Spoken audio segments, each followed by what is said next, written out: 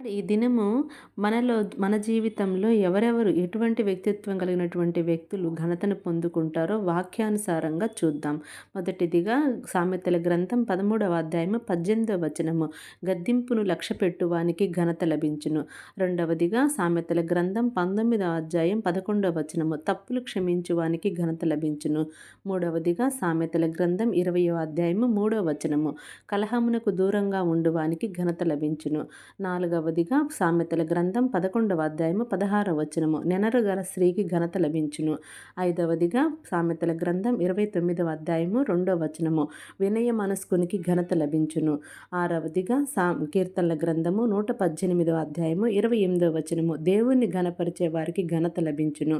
ఏడవదిగా సామెతల గ్రంథం 27వ అధ్యాయము 18వ వచనము, యజమానును మన్నించువానికి ఘనత లభిస్తుందని వాక్యం సెలవిస్తుందని తెలుసుకుందాం. Thank you. Praise the lord.